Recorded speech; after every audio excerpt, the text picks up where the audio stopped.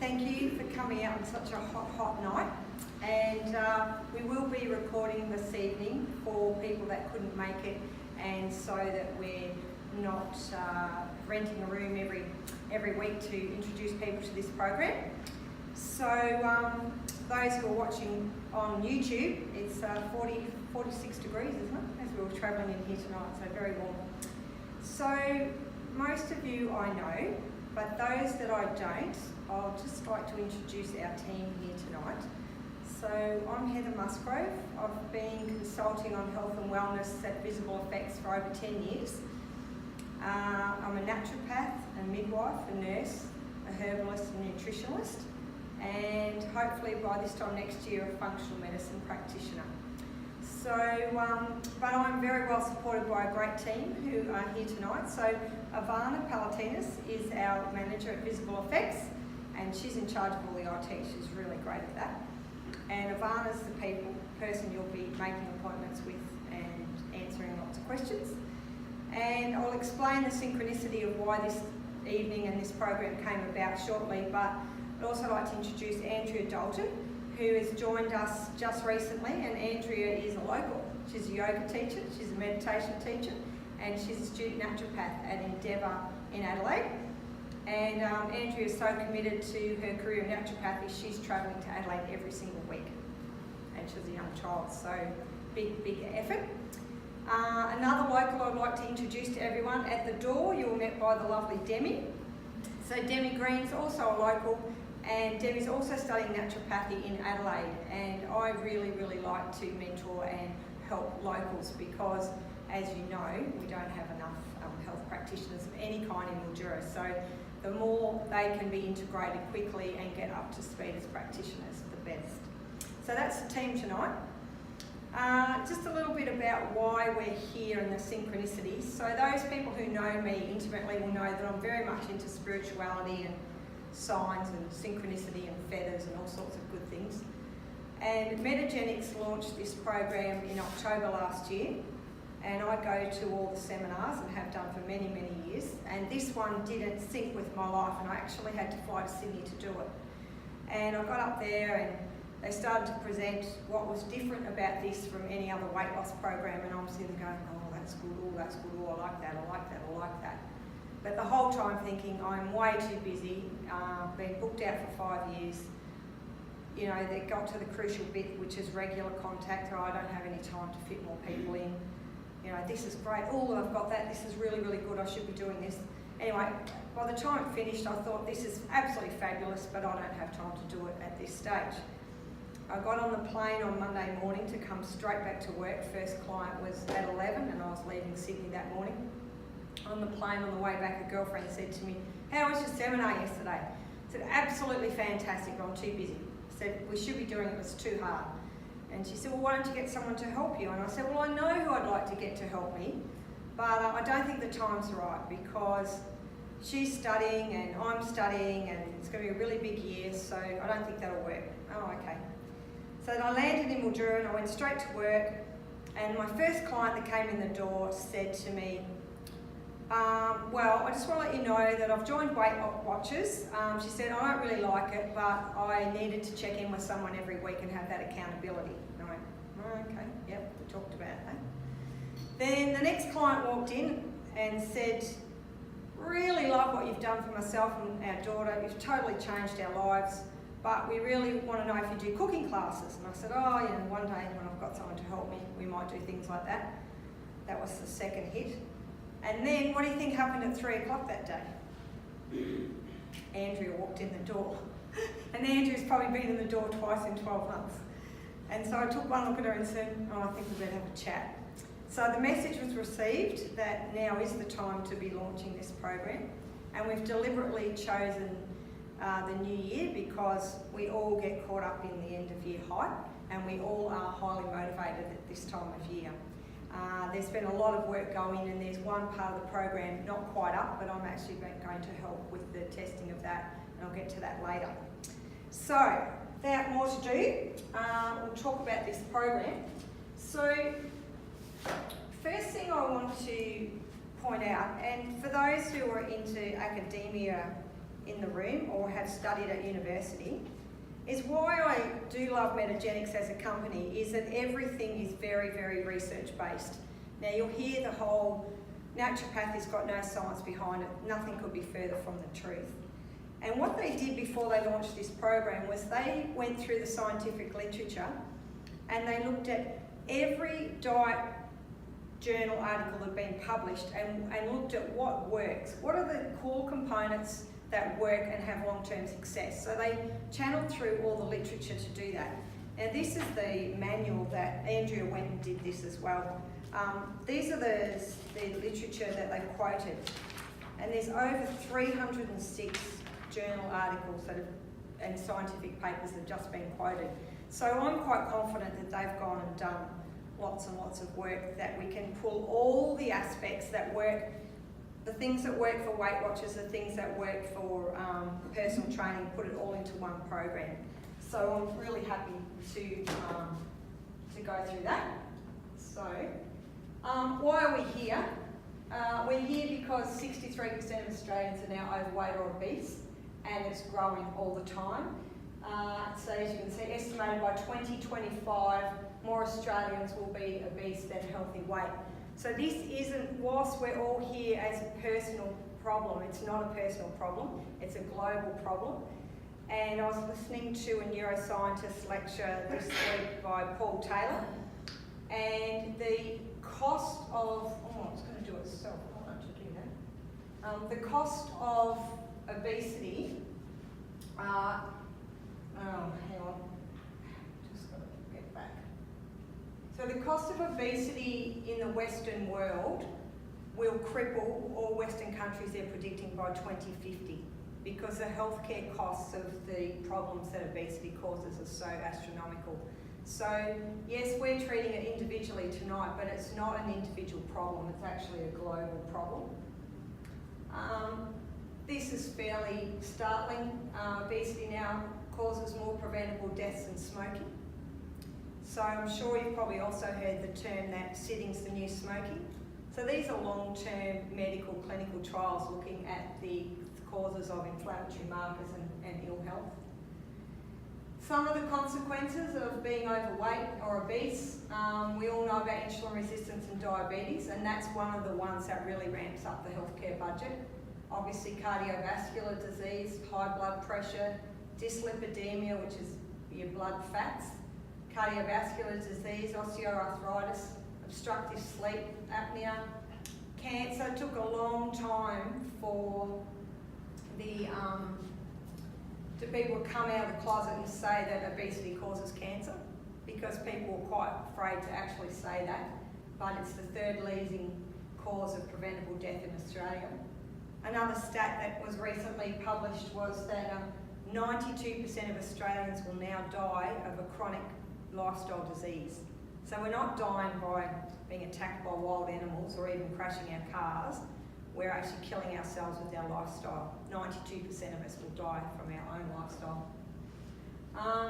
Alzheimer's, Parkinson's, gestational diabetes, preeclampsia, big babies, reflux, gallbladder disease, infertility, sexual dysfunction. So it does affect all the organs and systems in our body.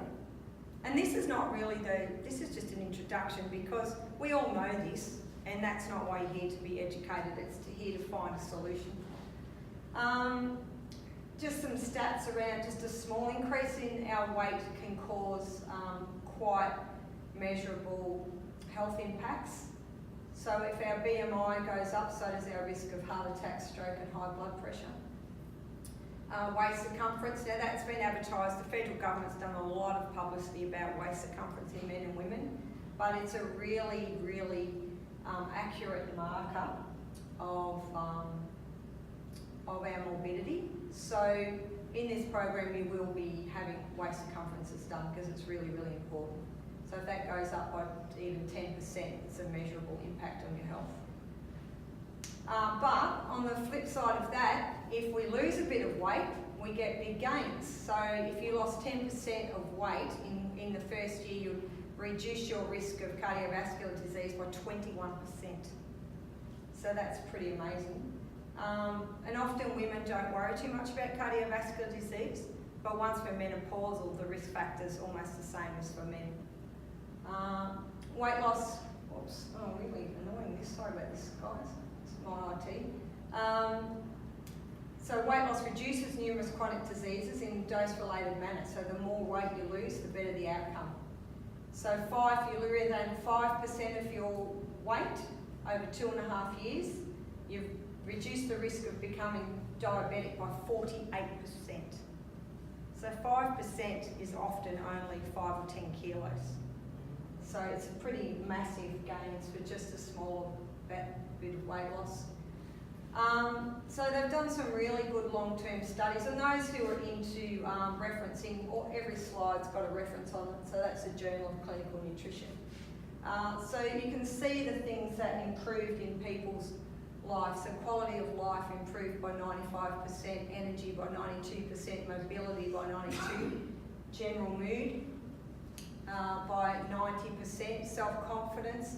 And if you go down that list, they're all the things that we all complain about. We want more energy, we want better quality of life, we want to feel better about ourselves.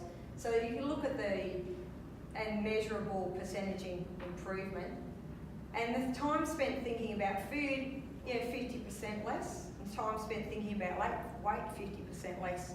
So for some people, if you could reduce the time you think about food and your weight by 50%, wow, you'd have so much brain space left to think about other great things. So that's a really, really excellent slide, just showing what sort of things that we can do. And you can see there was hardly any on the worsened that they felt was worse when they lost some weight. So this is the fundamental slide in this program, and this one for me was the game changer. So what we now know about our brain, and our microbiome or our genome, human genome, has not changed in 45,000 years. So we've still got a hunter-gatherer brain, and that's programmed for high reward and minimising risk. So change is considered a risk to our primitive brain.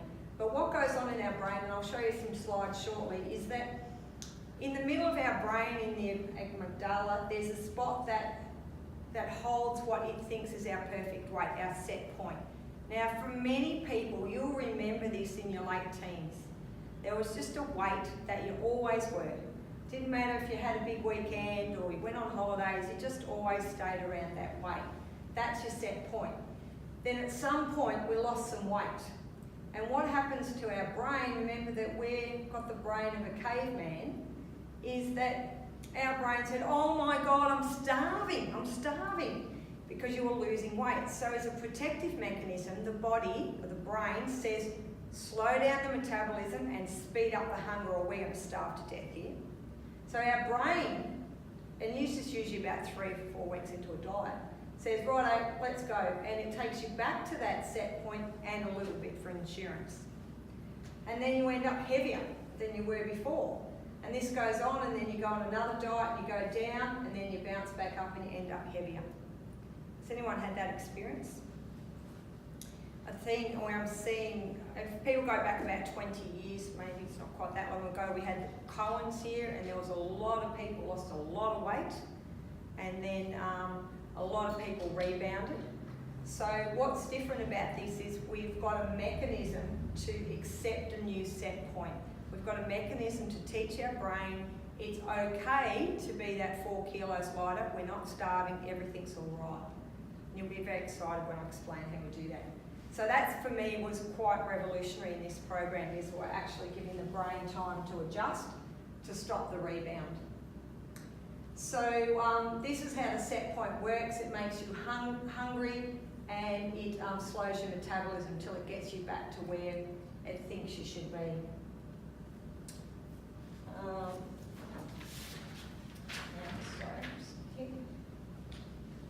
Now, if you're thinking at this point, and you wouldn't be thinking that or you wouldn't be here, I've had lots of attempts at dieting and I've always failed. Again, I was listening to this lecture on neuroscience, and the research behind that is the people that are the most successful at serious lifestyle change, and that means giving up smoking, giving up drinking, or dieting, are usually people who are into their 6th to 8th serious attempt. So while I said before our primitive brain sees change as a threat, it also, in the long-term studies, we get better and better at doing it. So don't be put off if you've dieted before and you've not been successful. If you're in that 6th to 8th serious attempt, then there's a good chance that you'll be successful with this one. So this is just a little bit about this spot in our brain that controls that set point. So it's right in the middle of the hypothalamus. And we didn't know much about the brain 50 years ago, so they're learning all about it. So the hypothalamus controls our set point, and it's the master puppet that controls all these hormones around hunger that you've probably heard about: insulin, leptin, food hunger, metabolic rate, physical activity. So that's all goes on in the middle of our brain in the hypothalamus. So it's not about willpower. Oh, that person hasn't got willpower. It's hormones that are going on in here. So what do we need to do for our brain to overcome this primitive brain that we've got?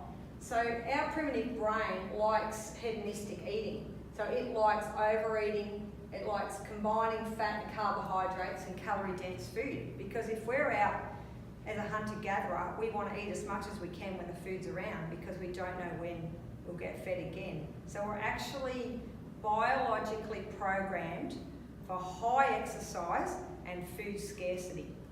And we've got the opposite now. We've got low exercise and food abundance. But our genome hasn't changed. So just to illustrate that point,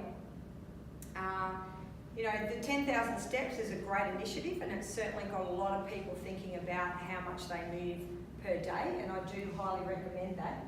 But if you look at the primitive communities that still exist, so that's the hunter-gatherer tribes in Africa, or the Amish people in America. Does everyone know about the Amish people? So they do on average 18,000 to 22,000 steps a day. So they don't have weight problems in their societies because of their movement. So we do want to get moving, and we're going to talk more about that later. But this fat and carbohydrate combination, so the processed food companies, they have nailed this, they have worked this out, and I'm sure some of you have seen the documentaries about this. There is a sweet point where if you get the combination of sugar and fat right, the brain just loves it, and it's highly addictive. So think your McDonald's and all those sort of highly addictive foods. So if we want to turn off that overeating and that gorging on beautiful food or calorie-dense food, we have to remove one or the other. We have to remove the fat or the carbohydrate, because it's the combination that makes it irresistible. So in nature, we don't often get them in combination, but in our Western world, where we've got all this processed food, we most certainly do. So the combination of fat and carbohydrate, calorie density, overeating, causes inflammation and energy in food, rewarding ourselves. So what do we want to do to control our set point is have food that's of low palatability. So it doesn't necessarily mean bland food, but what it means is not that combination of the two. So that may mean two poached eggs and spinach and fried tomato for breakfast, but not the toast, if you're doing the ketogenic option. Or it may mean some, you know, like a protein shake for breakfast, but it's not combining the two, the fat and the carbs. So that then settles down our hypothalamus, and it settles down that wanting to eat more and more and more. It gives that feedback into our brain. So the key components are low palatability, eating good protein, fat or carbohydrate restriction, not both, diet breaks, which is the fundamental thing we'll get to, adequate sleep and exercise. So the diet breaks is the revolutionary thing, because that's about the set point. So how these programs run is that initially we do 6 weeks to get some weight loss gains, to get everyone motivated that we're actually losing weight. And then, from then on, it is 2 weeks on, 2 weeks off. So in your 2 weeks on, you're following the program of whichever one you chose. And we'll talk about that some more. And then on your 2 weeks off, you can have the glass of wine or the hot cross bun or whatever it is, but you do more exercise in that period and you're not to gain weight. So you're telling your brain, oh my God, it's okay, we're not starving to death, we just had a glass of wine. So we're feeding back to our brain that this isn't forever and that this weight now that I've done 6 weeks of dieting and I've lost 4 kilos, accept that weight, accept that as a new set point. Then we go again for 2 weeks and then we say, accept this weight, accept this set point. Then we go again until we get to the goal weight. So it's 2 weeks on, 2 weeks off. So that's also why it's so much easier to comply with, because you can structure that around your social life. So we've had some clients already start and people lined up their 2-week break with Christmas, but they still had to weigh in. So daily weighing in that period is part of it. Has anyone got any questions about that for diet pulses? So this is a game changer, I believe. This is something that's really, really good. And we'll talk more about sleep and exercise. So there is, like I said, there's 2 options. Now you think, well, everyone bagged low fat. We've been bagging low fat for the last 10 years. But in the scientific literature, low fat works and low carbohydrate works. So you decide which one suits you. So the bagging of low fat was often because the food companies replaced the fat with sugar. So you went on and got a low fat yogurt and it was full of more sugar that was more harmful than the fat that was in there naturally in the first place. So interestingly, these are the portions for people who are into that. But interestingly, everyone that I've introduced this program to have known very, very quickly which one they want. I thought we'd have to go through this whole question and answer, but they know straight away which one they have an affinity for. So if you're someone that likes eggs and avocados and nuts and things like that, you'll want the keto. But if you can't bear missing out on a slice of sourdough rye or half a cup of brown rice, and you're not really into those higher fat foods, you'll want the low fat. But people just know. But we can help you with that anyway. So this one is the guidelines for who would be what program, but like I said, people know. So people who are already diabetic, got a lot of weight around the middle, prefer fat in their diet, have got digestive symptoms, and have had poor response to low-fat dieting before would go keto. Those who more the thyroid body shape, hips and thighs, don't like a high-fat diet, higher, more active, more poor compliance with a ketogenic diet, or a vegetarian or a vegan, they will like the low-fat option. But like I said, you will know which one's for you. So this is the overall of the program. So we've got 6 weeks of dieting on whichever one we chose. Then we have our break, which is a psychological break, and it helps our body accept our new set point. And then we keep doing that all the way, 2 weeks on, 2 weeks off, and then we get into a maintenance one. But the whole way along, we're using every single tool in the book that we can to keep you motivated and on track. So that includes weekly visits, that includes 1 meal replacement, that includes you daily monitoring with urinalysis sticks to see that you're fat burning. It includes using an app or a journal to record everything. So all these things have been shown to make a difference long term to success of dieting. Now, before we go any further, this is an overview. So we do phase 1, which is 6 weeks, pulse until we're at our goal weight, and then wellness. So that's nice. And then the program has food lists and everything, but both programs have 1 meal replacement. So that can be a keto bar, which I've got some here to try tonight, or a shake, and a new probiotic which we'll talk about later, which has only come out last year to help with weight. So we've heard about the microbiome being really important to weight. And then exercise, so we're talking 30 minutes per day, 7 to 8 hours sleep, 6 to 8 hours of glasses of water, which we all know that. Regular weekly check-ins, measuring your urine daily, tracking, and we do VLA body composition. So we actually put some electrodes on and measure your fat mass and muscle mass as we go along. But before we go further, when I was listening to this lecture on neuroscience by Paul Taylor, who is really brilliant, he did a massive study into why people rebound and why they fall off. And motivational interviewing, or finding the reason why, is as critical as anything else we say tonight. So what we're going to do is we're going to have a little break in me, and I'm going to talk you through an exercise, and we're going to dig deep, because one of the questions you'll be asked if you choose to come and do this program is, we're going to ask you why you want to reach your health goal, what it is and why you want to get there. So we want to get past the fluff and get down to the real reason, because if you can identify the real emotional reason that you want to reach a health goal, you'll be infinitely more successful. So we'll just pause for a minute, and everyone, hopefully there's even numbers, but if you can just pair up with